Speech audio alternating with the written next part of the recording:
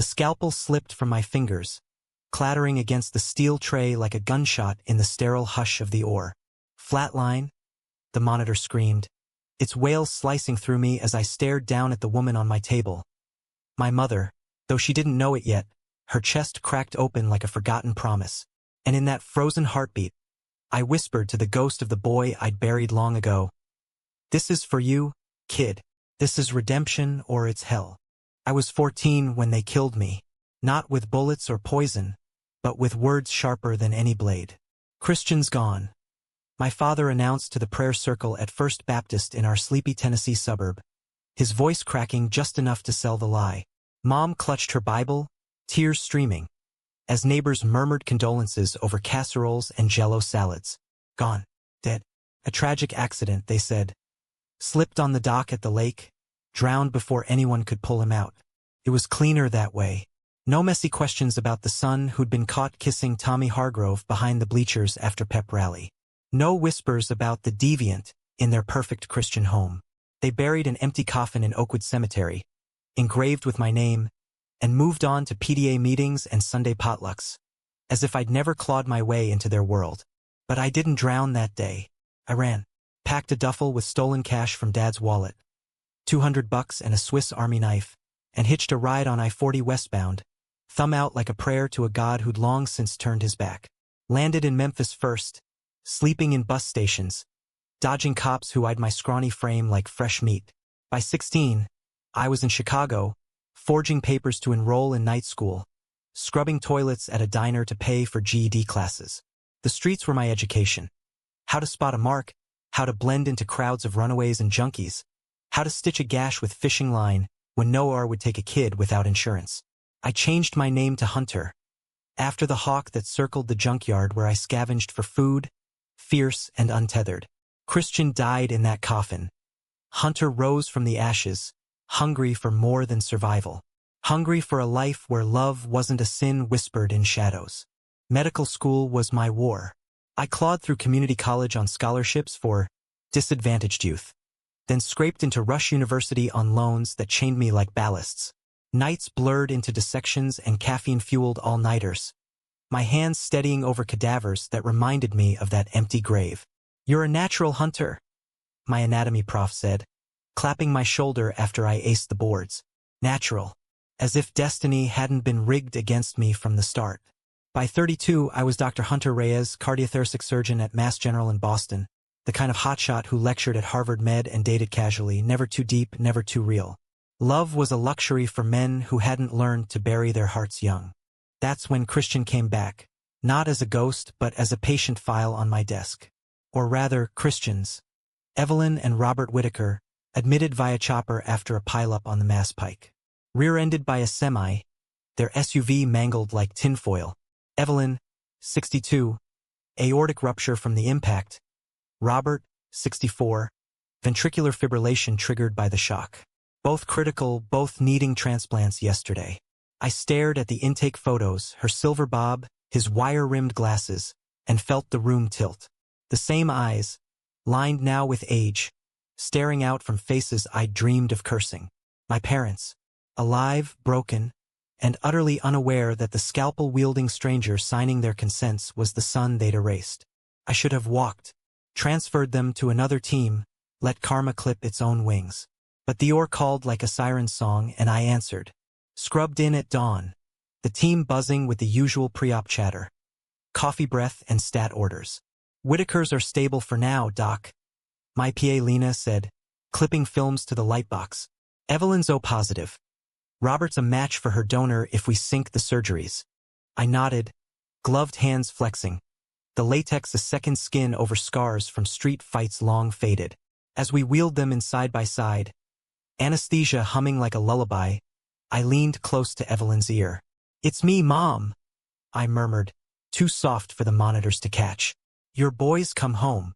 The incision was textbook. Midline sternotomy, retractor spreading ribs like pages in a forbidden book. Her pericardium gleamed under the lights, pericardial effusion pooling like unshed tears. I suctioned it away, my hands moving on autopilot while memories flooded, her humming Amazing Grace over dishwater. The way she'd slip me extra pie when Dad wasn't looking. But that was before. Before the screams. The locked bedroom door. The preacher's visit with his pamphlets on curing the affliction. Robert's heart came next, easier in some ways. His was the one that had beaten hardest against me. Fists clenched in rage that night they found me with Tommy. "You're no son of mine," he'd growled, veins bulging like the arteries I now probed. Fibrillating tissue, ischemic damage from the crash. I clamped the aorta, the heart stuttering to a halt under my fingers, and for a split second, I held it, pulsing, fragile, the very organ that had failed us both. Transplants were miracles of logistics. Donors lined up via Uno's alerts. A young cyclist for Evelyn, a construction worker for Robert. We synchronized the swaps, my team a well-oiled machine, perfuse, excise, anastomose. Needles flew, sutures whispering through vessel walls. Hours bled into the fluorescent blur, sweat beading under my mask. Lena handed me the new heart for Evelyn, warm and vital, and I sutured it in, vessel to vessel, a bridge across the chasm of years. "Beautiful work, Hunter," she said as the monitor beeped to life. Sinus rhythm, strong and steady. Robert's followed, his chest rising with borrowed beats. They were alive. I had remade them. But surgery's end is just the beginning of the vigil. Post-op, I pulled the graveyard shift, charting vitals in the dim glow of the siku. Evelyn stirred first, 3 days in, her eyes fluttering open to the bevy of tubes. "Where?" she croaked, fingers twitching toward the call button. I stepped into the light, chart in hand, and watched recognition dawn. Not joy, but a fracture, like ice under boot. Christian. The name hung, a ghost unchained. Robert woke next door, his gasp echoing through the glass partition. "Son? But we buried you." Buried. The word landed like a gut punch, and I laughed. A raw, jagged sound that turned heads from the nurse's station. "Yeah, Dad, you did a hell of a job at the eulogy." Real tearjerker. Confrontation came in fragments, morphine softened but no less brutal. Evelyn wept, clutching my hand like a lifeline she'd cast away. "We thought it was best. The church, the town, they'd never understand. We protected you." Protected. From what? From love? From myself? Robert stared at the ceiling, jaw set. "You were confused, boy. That phase. It passed, didn't it? Phase. As if my queerness was a flu, sweated out in foster homes and back alley hustles. I wanted to rage, to rip the IVs and let old wounds fester. But I was the doctor now, holding their fragile recoveries in my charting pen. Signatures for meds, orders for PT. Power inverted. That's when he walked in, Christian, not the dead boy, but the man who'd become my anchor. "No, wait, that's me. Hunter, the survivor. And him? Dr. Elias Grant, the ICU fellow with eyes like storm clouds and a smile that disarmed faster than any sedative. We'd crossed paths in the halls before, nods over coffee carts, but this was different. He lingered at Evelyn's door, reviewing labs, his scrubs brushing mine as he leaned in. "Tough case," he said, voice low, laced with that Boston Irish lilt. "You okay?" "Okay." As if anyone could be, with ghosts in adjacent beds. I shrugged, but he saw through it, the tremor in my hand, the way I scanned their monitors like threats. "Walk with me," he said, not a question. We ended up on the rooftop garden, city lights sprawling like a promise below. Boston in November. Crisp wind off the harbor, leaves skittering across concrete benches. Elias lit a cigarette, contraband for a doc, and offered me a drag. "Bad habit," he admitted, exhaling smoke that curled like secrets. "Started in med school." I took it, the burn grounding me. Worse ones. And then it spilled, the lake, the coffin, the years of reinvention. He listened, not interrupting, his knee brushing mine in the cold. When I finished, hoarse and hollow, he set the butt aside and cupped my face, thumb tracing my jaw. "You're not dead, Hunter. You're a goddamn phoenix." His lips met mine then, tentative at first, then fierce. A kiss that tasted of tobacco and salt, rewriting the loneliness I'd carried like scar tissue. Elias became my rhythm. Mornings in his cramped South End walk-up, coffee brewing while he quizzed me on echo reports. Nights tangled in sheets, Not frantic but slow, exploratory. Fingers mapping collarbones, breath sinking like post-op vitals. He was out, unapologetic, with a pride flag on his fridge and stories of his own.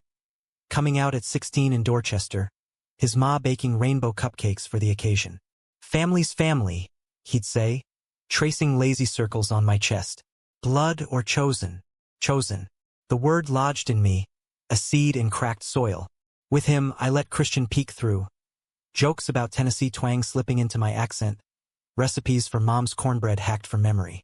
But the Whitakers loomed, their discharge papers a ticking clock. Discharge day dawned gray, sleet tapping the windows like impatient fingers. Evelyn, frail but fierce, packed her toiletries with trembling hands, Robert hovering like a shadow. I'd avoided the deep cuts, why they chose erasure over exile, if the preacher's sermons still echoed in their prayers. But as I signed the final orders, she caught my wrist. Stay, Christian. Please. We can. Start over. Start over.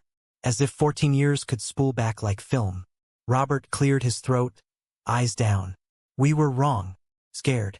But you're our boy. Our boy. The words twisted, sweet and serrated.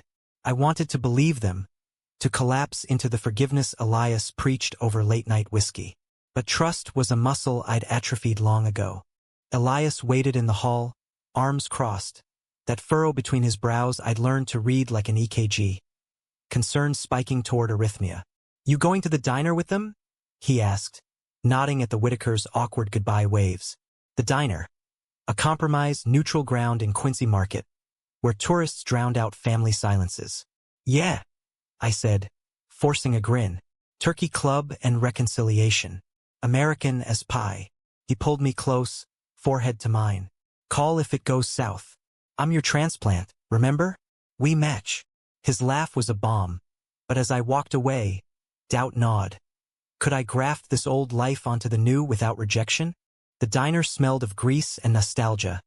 Formica tables scarred from decades of elbows and regrets. We slid into a booth, menus a flimsy shield. Evelyn ordered tea, hands wrapping the mug like a rosary. Tell us everything, she said, voice soft as cornbread crumble. Everything. Where to start? The shelters in St. Louis, frostbite on my toes from sleeping rough? The John in Philly who paid for my first real meal, his hands too wandering, teaching me walls weren't just for leaning on? I edited ruthlessly. Med school triumphs, the rush of first solo surgery. Robert nodded at the accolades, pride flickering. A doctor. Our Christian. Saving lives. Saving. Irony bit deep. Then Elias texted, rounds running late. Love you. Love. We'd said it once. Whispered after a nightmare where coffins cracked open to swallow me whole. I stared at the screen, thumb hovering, the word a foreign pulse. Evelyn noticed, her gaze sharpening. Boyfriend. The question hung, casual as cream in coffee, but loaded. I braced. Yeah, Elias. He's good. She smiled, tentative. Bring him next time. We'd like to meet him. Robert shifted, fork scraping plate. As long as he's decent. Decent.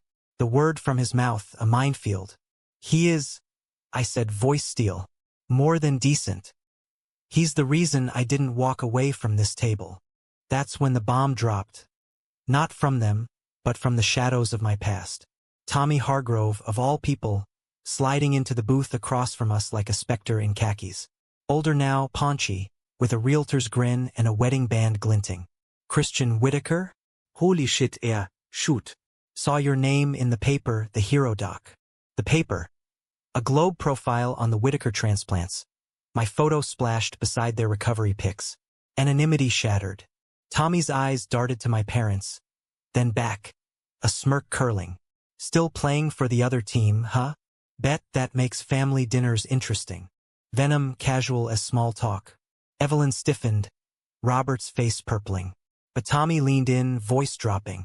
Listen, buddy. I got a proposition. That story of yours? The dead kid comes back? It's gold. Podcast deal, maybe a book. We split it 50-50. For old times' sake. Old times.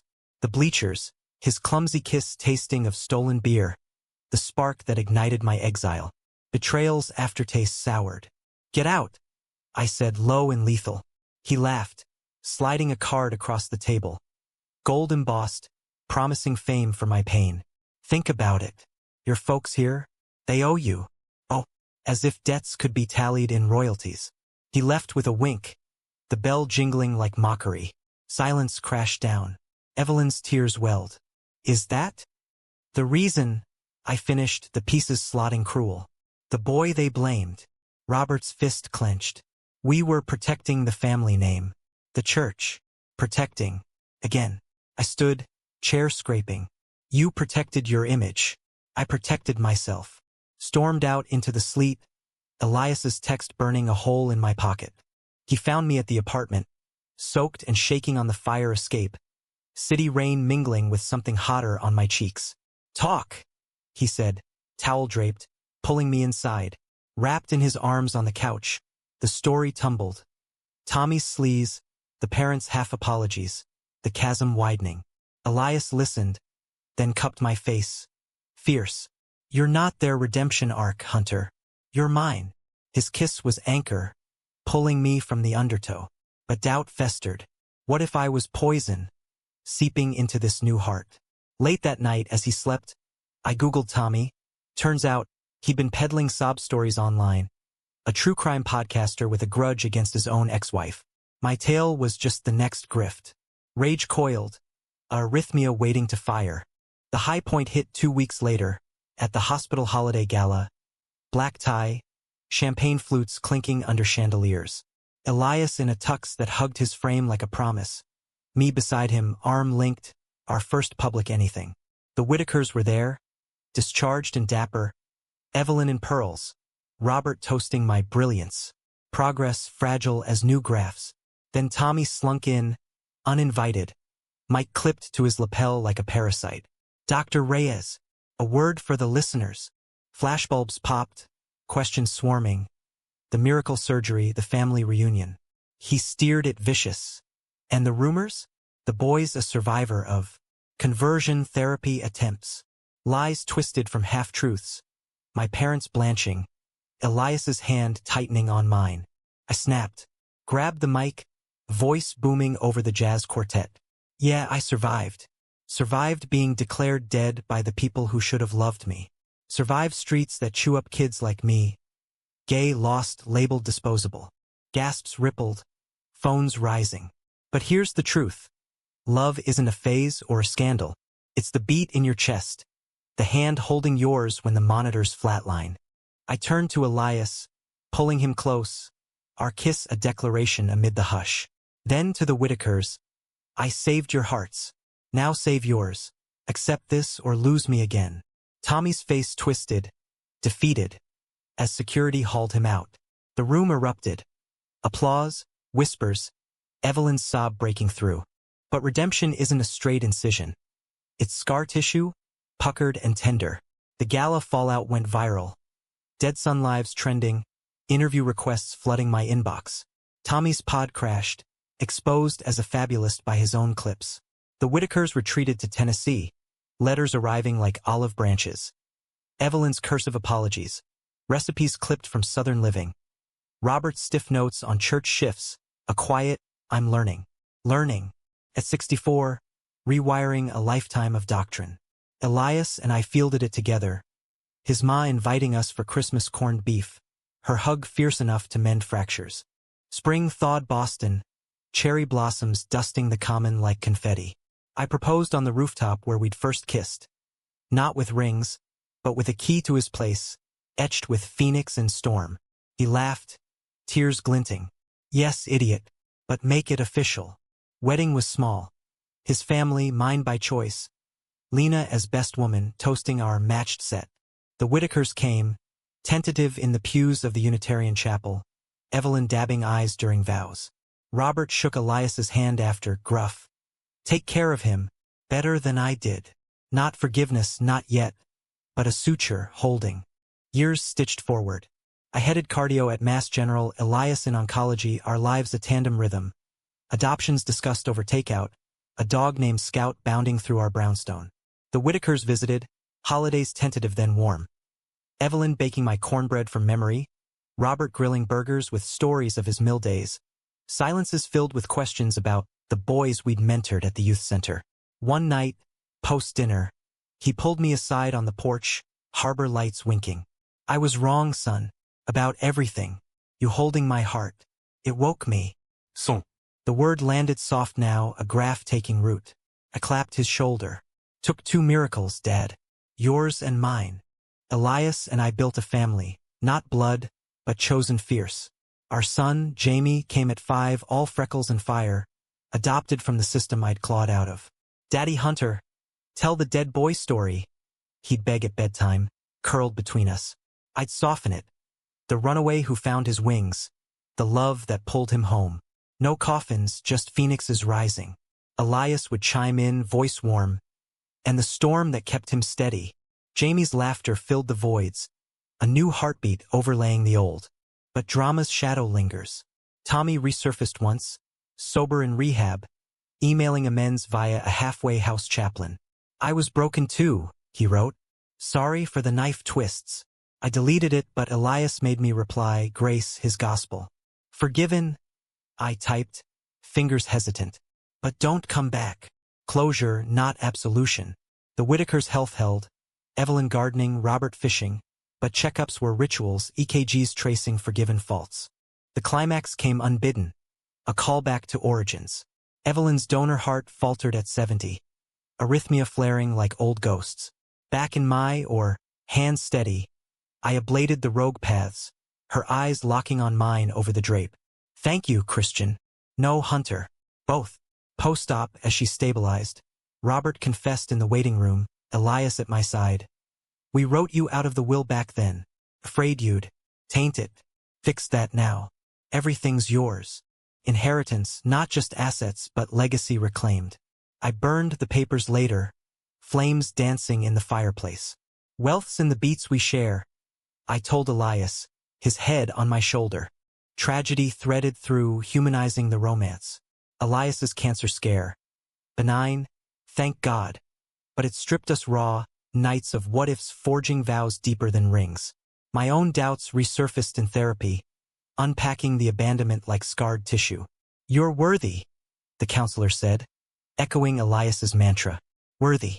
Of love, of family, of the man who saw the boy beneath the surgeon's mask. Now, at 45, I run marathons with Jamie, 12 and questioning his own crushes. Gentle talks over ice cream, no shadows cast. The Whitakers winter with us. Evelyn doting, Robert teaching fly tying. His hands arthritic but sure.